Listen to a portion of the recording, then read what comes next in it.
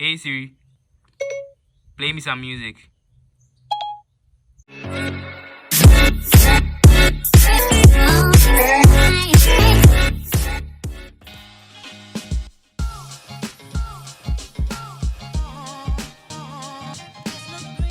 What's up guys, Mishra here once again and welcome to Tech Heavy. Today we're going to talk about some photography tips and how to make the best out of your smartphone's camera. We're going to talk about some tips and how to, So tip number 1, stop worrying about your camera. I see a lot of people complain that their phone's camera are not good, they want to buy an iPhone. Look, these pictures were not taken with an iPhone and they were also not taken with a Samsung. But look how nice they are. So stop complaining about your phone, except these ones. Anyway, tip number 2, understand the lighting conditions. Me personally, I don't like shooting at 12 o'clock. Why? When you're shooting at 12 o'clock, the sun is high in the sky, so it shines on your head. Meanwhile, the main subject for human photography is the face. You have to shoot the eyes. So personally, I like shooting at 5, 3, 4 p.m. where the sun is behind the clouds and the clouds acts as a diffuser, so it evenly spreads the light onto the human's face. However, if it's 12 o'clock and you have to shoot, you can make use of the harsh lighting conditions that is there. So you can go and stand behind a window or stand behind some leaves where you can get a shadow pattern on the face. Or sometimes when you're shooting, you realize that there is a reflection from the ground. Maybe the ground is quite shiny. So the reflection from the ground can bounce off the human's face and it will be evenly lit. So tip number 3, fill the frame. Now I see a lot of people taking pictures and then the subject or the main person you're shooting is small inside the frame and then the background is so noisy and busy and you can't see which is even the main subject. But then when you're shooting a person, I advise that you fill the frame. Take a look at these pictures. You see that there's a big difference when you move from this to this. You understand? So getting more in the frame or making use of the whole frame in the picture makes the picture more lively and comes into focus. Tip number 4, clean your lens.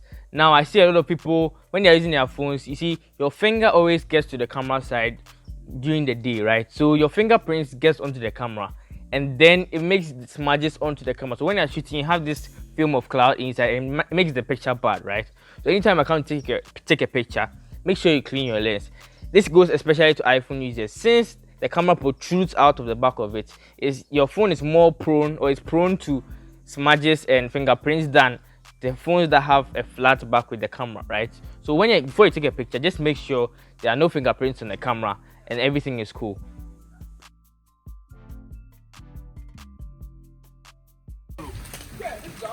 Sorry.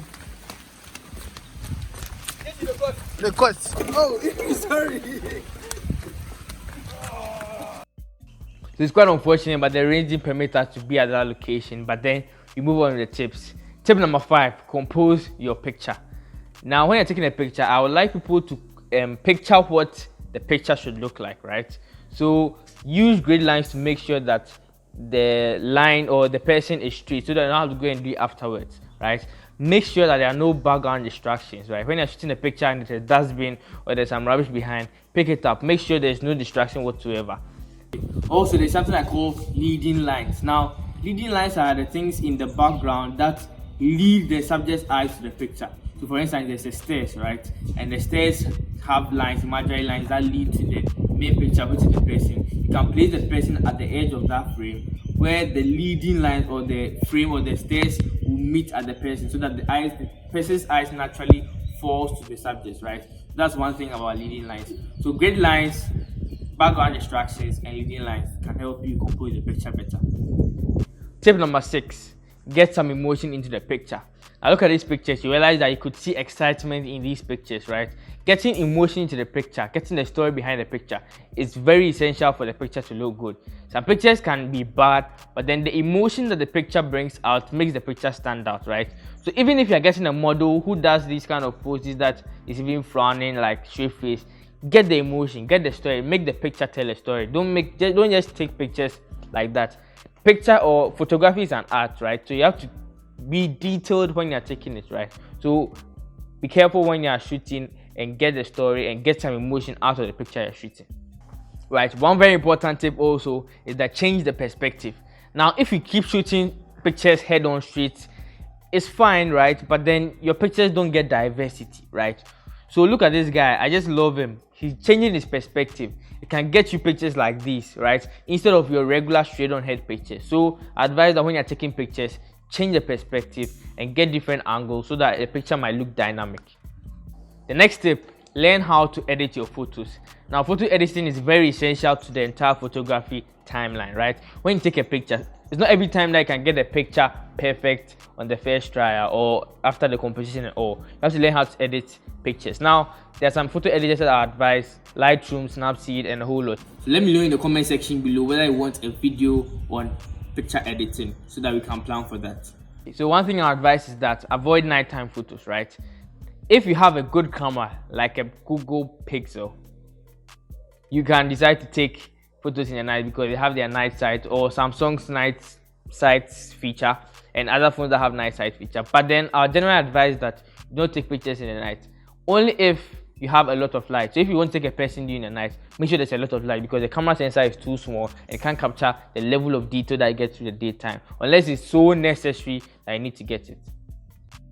So last but not least, keep taking pictures, right? When you go for an event, don't just take one picture and believe yourself that that one picture is perfect. Keep taking more pictures. Take like 5, 10, 20, 30 if you can, if you have space, right? So when you go, you can sort them out and pick the best. It always helps.